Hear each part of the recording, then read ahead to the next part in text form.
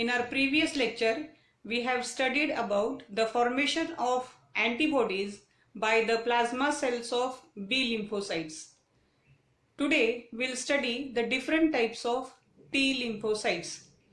But first, we must know what is AMIS and CMIS.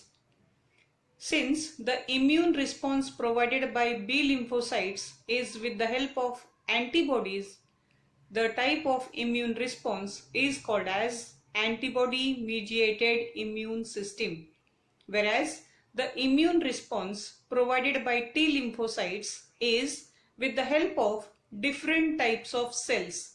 Hence, this type of immune response is called as cell-mediated immune system.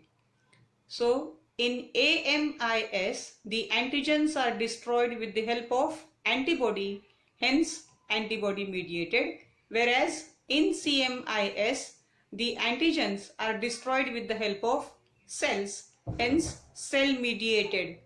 There are different types of T lymphocytes which are as follows: NK or killer cells, or they are also called as cytotoxic cells. The second one is helper cells, third suppressor cells, fourth is memory cells. NK, it stands for natural killer or killer cells or cytotoxics. It is represented by TC. This is the short form. For helper cells, the short form is TH. For suppressor cell, the short form is TS. And for memory cells, the short form is TM. The mode of action of killer cells or cytotoxic cell is direct. That means these cells, the name itself indicates killer cells, they will directly attack or kill the antigen. Suppose if this is a blood vessel, and in this blood vessel, this is an antigen and this is cytotoxic cell, then this cytotoxic cell, it will release a chemical which is called as perforin. This perforin, it will form or create a hole in the antigen, and then it will release a chemical which is called as cytotoxin, which will completely destroy the antigen. So this is the way by which the killer cells, they attack or kill the antigen, and hence they are called as killer cells. The helper cells, the name itself indicates, that means they help in the process. They will activate the B cells to form the antibodies, or they will activate the B cells to produce large number of antibodies. In addition to this, they will also activate macrophages as well as the killer cells to kill the infected cells. That means the helper cells will act as an administrative department, and it will ask the B cells to produce antibodies, macrophages and killer cells to destroy or kill the infected cells. Then comes the suppressor cells. The suppressor cells, they help to stop or suppress the action of lymphocytes from attacking our own body cells. In what way? Suppose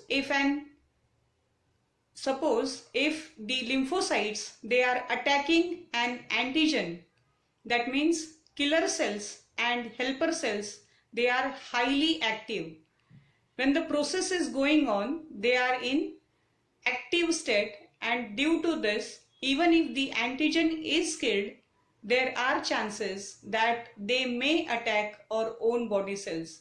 So the role of suppressor cells is to stop or suppress the action of lymphocytes from attacking our own body cells. Or in short, we can say that suppressor cells are the off switch button. They will stop the action of the other cells. The last one is memory cells. The important function of memory cell is to retain memory after the first attack.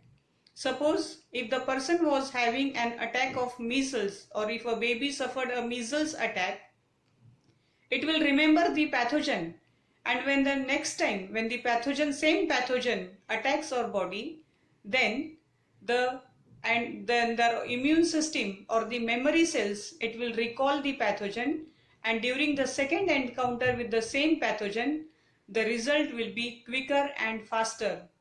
So these cells, that is killer cells, helper cells, suppressor cells and memory cells, all these cells together, they destroy the antigen, and hence this type of immune response is called as cell mediated immune system.